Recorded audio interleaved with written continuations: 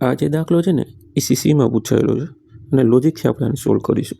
શું છે તો કે ભાઈ 27 છોકરાઓનું એક જૂથ છે, એ દરેકની સરેરાશ ઉંમર 30 વર્ષ છે. હવે એક 22 વર્ષનો છોકરો જાય છે અને એક નવો છોકરો આવે છે. તો જે નવો છોકરો આવે છે ને એના આવતા શું થાય તો કે સરેરાશ 1 વર્ષ બધાની વધી જાય. તો નવા છોકરાની ઉંમર કેટલી હશે? તો હવે આના માટે જો શું કીધું તો કે 27 છોકરા છે, છોકરાઓનો સમૂહ છે એ જળવાઈ રહી છે. એમાં શું થયું તો કે એક 22 વર્ષનો છોકરો જાય છે, 22 વર્ષનો એક છોકરો જાય છે, એટલે સરેરાશ જે છે ને 30 છે દર બધાની. તો એના કરતાં ઓછું લઈને જાય છે. તો અહીંયા કેટલા પડેલા હશે?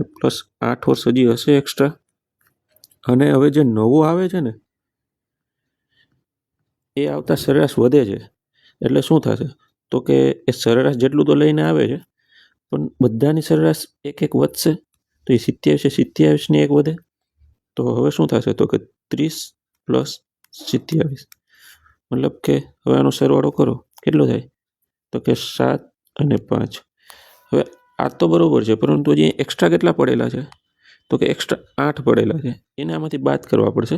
તો એ બાદ કરો એટલે કેટલા થાય તો કે 9 57, 17 ઉપર 17માંથી 8 જાય તો કેટલા વધે તો કે 9 અને અહીંયા 4. તો ઉંમર મળી ગઈ છે 49 વર્ષ. મતલબ કે આવનારો જે વ્યક્તિ છે ને એમની ઉંમર છે 49 વર્ષ.